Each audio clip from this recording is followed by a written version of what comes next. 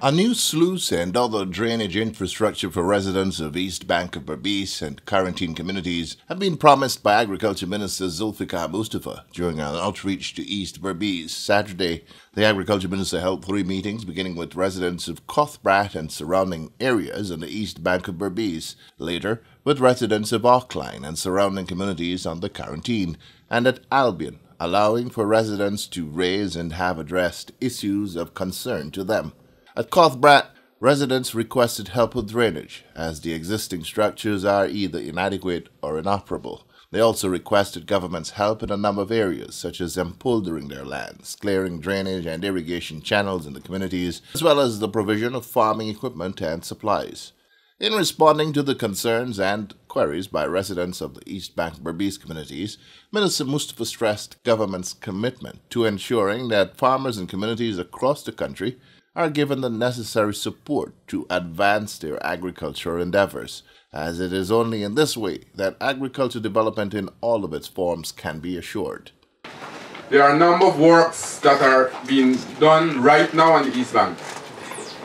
And the last time I came, there were no machinery on the East Bank, but you had less issue. You see the contradiction there? Now you have machines working, you have canals cleaning, but you have more issues now. The last time I know for a fact I went from Platanka, not from Platanka, Germania, coming out, and there was minor issues. People never talk about all these issues. But now we have machines. We have about 3 or 4 machines on the East Bank. We are having more issues now. So that means something now happen right. And we have to make it happen right. So comment before I talk on the issues that I want to address that you all raised, I want to tell you what we have been doing.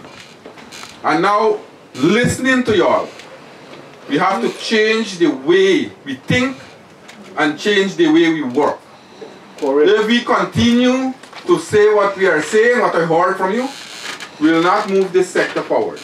We, as ministers and cabinet members, from the president come up, we go to every single community. We deal with every single person. We give benefit to all the Guyanese. So we are not discriminating that you must go to this house or go to this village and don't visit those villages. We want every single Guyanese to benefit from the resources that we have in this country. And I will ask the heads of the department, we have all the heads here. We have the GLDA, NARI, GRDB, all of them are here and they will have to give me a report and deal with it. We are revamping the whole extension services that we are offering. They have to be more accountable, they have to be more result oriented, and they have to ensure that they work to satisfy the needs of the people. I agree sometimes, many times resources are coming there and not reaching the people. Right? And we hearing the complaint about families and friends getting these things. And some special persons. Well, we got to change those things. We have to change it, and every Guyanese, under my leadership in the Ministry of Agriculture, every single farmers must benefit from the resources of the government.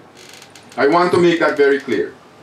Minister Mustafa also introduced the concept of crop insurance for large-scale farming operations. That the way you speak, I think there's a lot of work to be done in this area in terms of changing the techniques, because we can't continue to do the thing the same old way. Today, when you have climate change, is real. You're having rainfall in a day, 4 or 5 inches of rainfall. We have to prepare for that. You have other things that are affecting your crop. Right now I am in discussion with an insurance company for us to get crop insurance so that farmers who have a large scale cash crop or rice production or livestock production can be insure their crops. So at the end of it, you will, if you suffer disaster, you can get in compensation for your crops. So these are the things we're working on. We're working in the Caribbean to see how we can implement transportation and logistics so that we can move products from one country to the next. Apart from the construction of a new sluice at Cuthbert and the East Bank of Berbice and new pumps, etc. for quarantine communities, the minister's East Berbice outreach also saw an announcement on the promised construction of a massive Hope Light Canal on the quarantine to solve the problem of flooding during excessive rainfall. A few days ago, we were in the Parliament and we received another $6 billion. But in areas like these, on the quarantine, you will see massive development. You will see a transformation of the infrastructure. As I'm speaking here, we have contracts out, tender out, for the construction of fixed pumps. We will build in Region 6, 5 and 6. Only recently, the last Parliament before 2 days ago, we had $26 billion were appropriated to construct canals like the Hope-like Canal. You all know the Hope-like Canal on the East Coast. We'll build those canals in Region 6 too. Because over the years, our farmers, both cash crop rice farmers and cattle farmers, livestock farmers, would have suffered a lot with floods. So we want to build these mega infrastructure. Although we have now put in pumps to complement the sluices that we have, you will find in a number of cultivation areas, almost all the canals we are desilting. These things will be on a regular basis because we want to ensure that we build the infrastructure so that our farmers can produce. So very shortly, before the year is out, you will see work will commence in the construction of a Hope-like Canal or Hope-like canals in Region 6.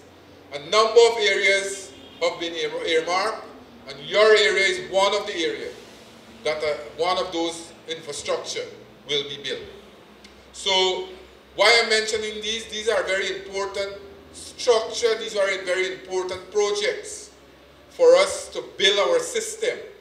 The people them in the Cook Savannah will tell you that every time rainfall, the cattle are underwater in that savanna. The rice farmers will tell you too. Sometimes they don't get proper drainage. Likewise, the cash crop farmers. So we want to put these mechanisms in place so that we can build the infrastructure and take care of the needs of the people. Minister Mustafa stressed that with the realities of climate change and its impact on Guyana's weather, it is important for farmers to diversify their farming endeavors. He referred to those cash crop farmers who also now engage in brackish water shrimp farming. And over the years, many of you in this part of the country, especially in the quarantine, we know for a fact that there were many farmers, or many small-scale farmers, subsistence farmers, who had these shrimp pond before the seashore. We have been working with those farmers to develop their holdings so that we can increase production in aquaculture. Aquaculture is a new industry that we have built now in this country. If you have land, the government will work with you to develop those plots, and we can go into aquaculture too. So we have to change the way we have been doing things. We can't only look at the old way we have been doing it. We have to prepare ourselves for the future. And I know for a fact that the project that we have started, especially in the quarantine, we were able to increase production of brackish water shrimp from 10,000 kilograms to now about between 90 to 100,000 kilograms monthly. And that has potential to increase further. We have $400 million we'll earmark for that project. So we will work along with all those farmers who are farming in those areas. Also, recently, not so long ago, the President pronounced on it, and we have implemented the cage culture, where we are looking now to put cages. Only recently, if you follow his Facebook page and you follow the news in DPI, we started at an area in Essequibo called Lake Kapoi and Lake Mainstay, where people now are wearing these tambaki, these large fishes. We can work along with you all who we are interested in. So these are new opportunities for people in the agriculture sector. So we can't continue to do things in the same old way.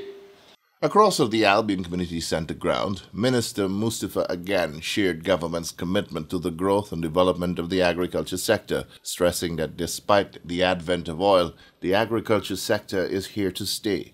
The Agriculture Minister also gave an overview of how the additional $6 billion supplementary funding for agriculture, as recently approved by the National Assembly, will be spent, especially as it relates to the livestock sector. Last 2-3 days ago, last Wednesday, we were in the Parliament to debate some supplementary funding for various sectors. In the agriculture sector, we had another $6 billion that we'll expend over the next few months. Now what we'll be doing? We will be doing in the livestock industry, we'll be building a number of pastures across this country.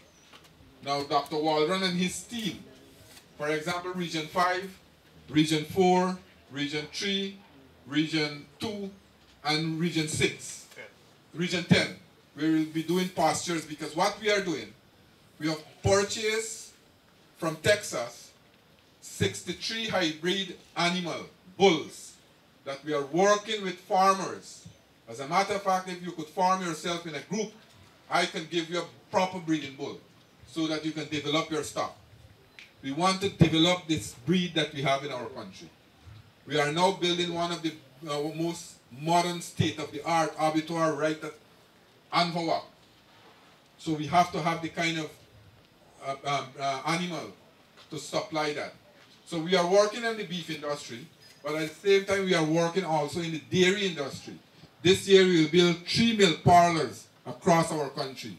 We already have a milk plant built at Anvawak from a foreign-based Guyanese who is working there. He started to produce paneer. Paneer is paneer, a lot of vegetarians use these products. So these things are options and a lot of opportunities coming to our farmers. So we have to work together. Also, in the small ruminants, like sheep and goat, we have been working with farmers across this country. Very shortly, we already received from Barbados 850 black belly sheep. Remember, we said we will start the program with 1,000. In another month from now, we should receive the 150, and the president will roll out the program physically. We have a number of farmers who will work together. So we will create a brand in this part of the hemisphere. What is coming in this part of the world, places New Zealand and Australian lambs are coming in to the Caribbean. We want to create a Caribbean brand, and that brand will be created in Guyana, the black belly brand. We work with Barbados. We are working now, we already have funding to do a food hub. A food hub in Guyana and the state of Roraima, the northern state of Roraima. We will be signing an MOU where that food hub will be used between Guyana and the state of Roraima, and we will do food distribution across the Caribbean. The Albion meeting also saw some 60 farmers from as far away as the east bank of Berbice and the furthest reaches of the Quarantine receiving water pumps and spray cans, as well as small agriculture implements for use on their farms. The total value of the items distributed was just over 1 million Guyana dollars. Those receiving were from a list of beneficiaries prepared by the various community representatives and finalized by the National Agriculture Research and Extension Institute, NARI. Small-scale farmers who were interested in receiving government's help were also asked to submit their names to NARI and to also indicate the kind of help they are looking for. The help they will receive will be in keeping with the size of their farms.